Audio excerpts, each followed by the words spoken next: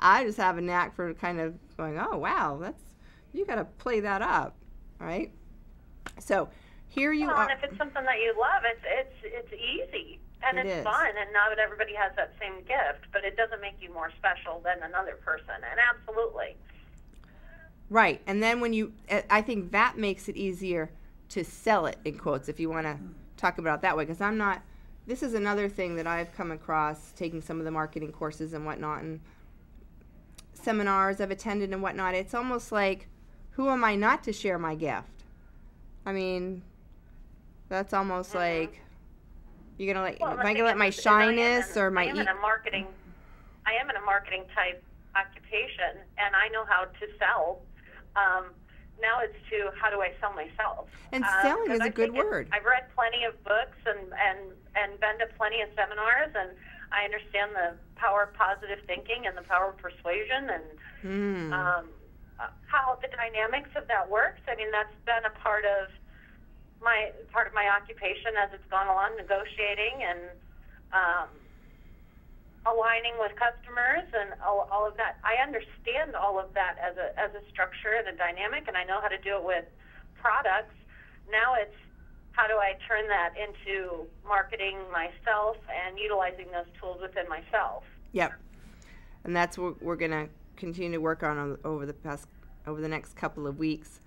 And like I said, one of the first keys I want you to think about it this week is to, whenever you think about your songwriting abilities, your poetry, or your ability to uplift people through difficult situations. Let me just tune in for a minute and see how it comes through. So I want you to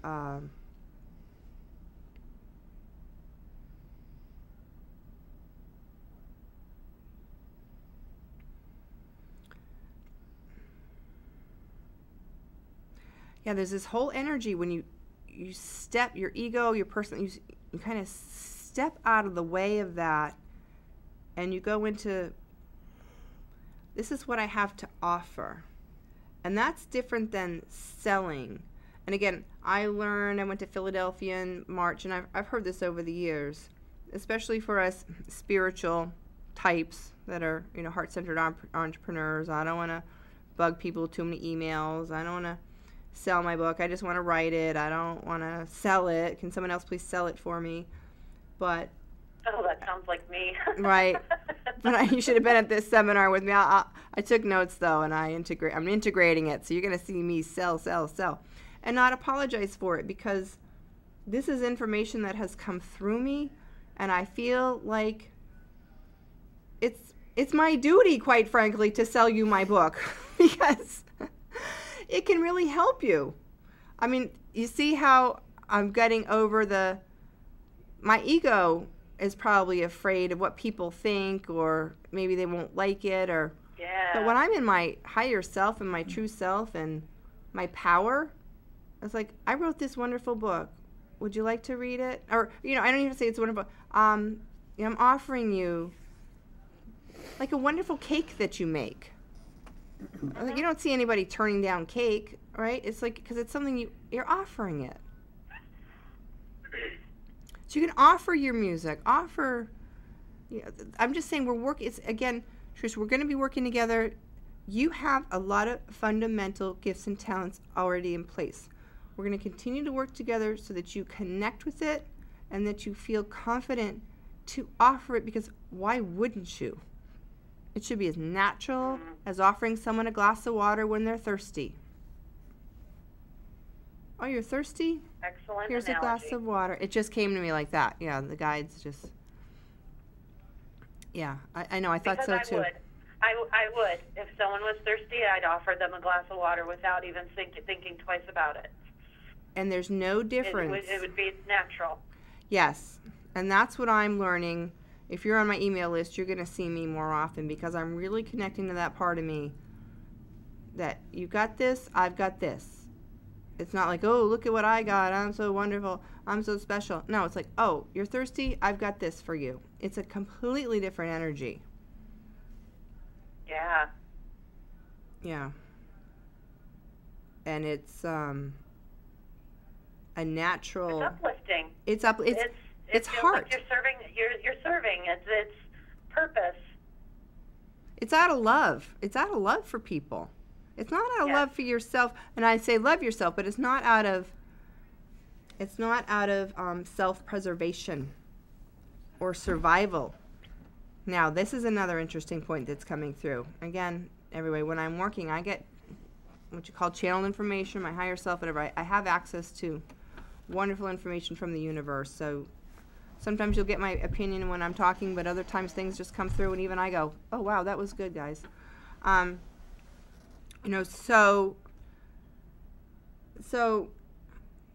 I was saying you're going to be seeing a lot more of what I have to offer because I'm getting my ego even more out of the way. I'm getting more into writing articles. I have a lot of wonderful information that comes through me. I just wrote 4 Keys to Lasting Happiness, and I know that I've written probably a dozen articles over the past 5 years, and I just sit down and I almost have like a fat, because that's one of my things, you know, like you have writing and like cooking, whatever gifts and talents are. Mine includes being able to sit down and write a self-help article. And I help other people do that too. It's a wonderful thing. It's a very teachable thing. But when it comes to that word thrive, Tricia, I am not on my last mile. You know what I mean? I am not desperate for someone to read my article or buy my book. You see, energetically, I'm giving out of abundance. And so, you see? So it's like, you're thirsty, I've got some water. Now, if you're out in a pioneer situation and the river's dried up or whatever, and someone's like, I need a glass of water, you're like, oh, you know, if you give me $5, I'll give you my last glass of water. Right? Right, desperation. That's a, yes. And I think that the world for thousands of years, quite frankly, a lot of us have lived under struggle and survival and not thriving, and that's where theft and all kinds of things come up because people feel deprived and they don't have a lot left over to give. You got to hang on to what you got, you know, and there's not a lot left over. But when you work on your gratitude, your appreciation, working with the spiritual principles of the universe, you realize that you have more than you thought, and it gets a lot easier to be generous with what you have. And when you begin to realize that it's what I call a God-given gift, that's another thing. I mean, that's another whole conversation, but you know, we're in our bodies for only so long. They don't last forever. It's like you can't take it with you, you know. Give it away. You know, but to really realize that you have caring, you have creative abilities that, hey, I'm just saying it's an energy when you call places to offer your singing and you're thinking of like, oh, you need singing, I'm a singer. Just like that, you're thirsty guy, I got water. And not like, if you give me $5, I'll give you this glass of water. It's gonna be different. I know this is helping. I know you're getting this. Yes, I am. Because it's just like natural. Oh, you need a singer, I sing. Works for me. It just, right, and it's staying confident and not, I know, you know, letting fear take over and go, maybe they don't want me. Well, next you know, week, some of that negative self-talk. Right. We're going to dive into that next week. So this week has been about just kind of connecting energetically, I think some good information, kind of an overview of what we're going to be working on, and again, the formula of not minimizing, noticing. This week I want you to notice more about what's unique about you. How's that sound? You can even keep a journal. Okay. And embracing it.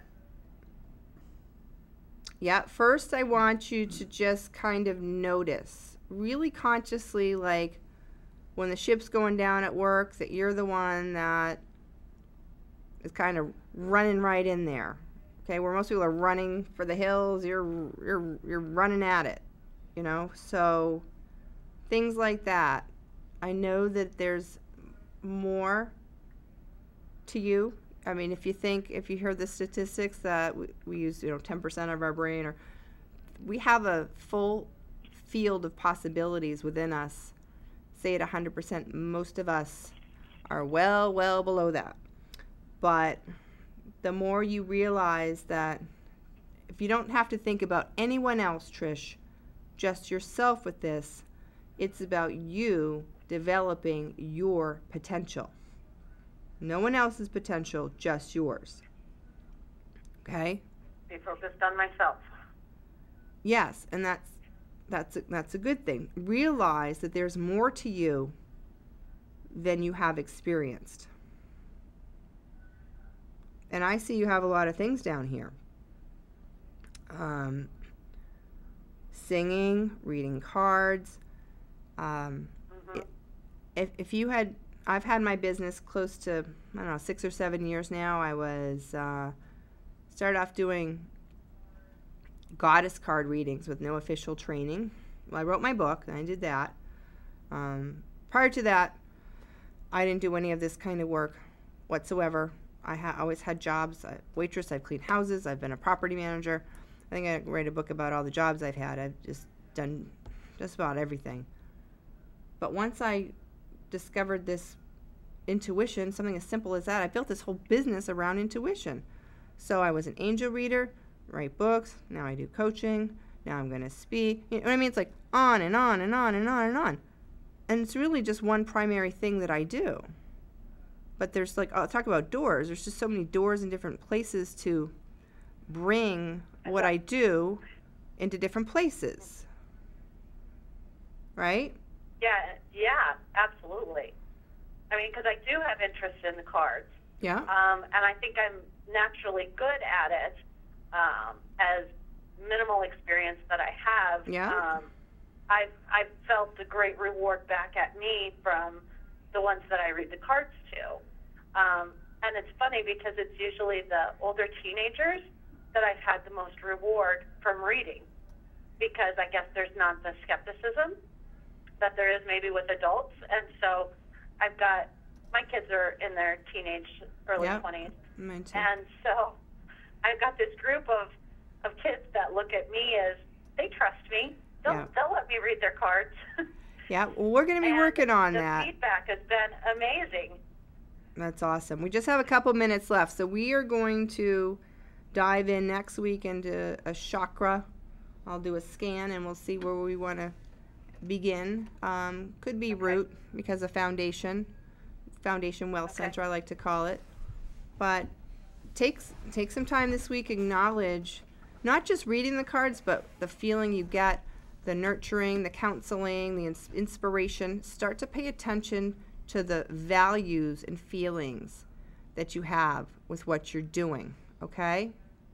Okay. And you can embrace it, but I want you to journal, list as many things as you discover. I want you to pay attention about what you're good at, and of course feel good along with that. Okay?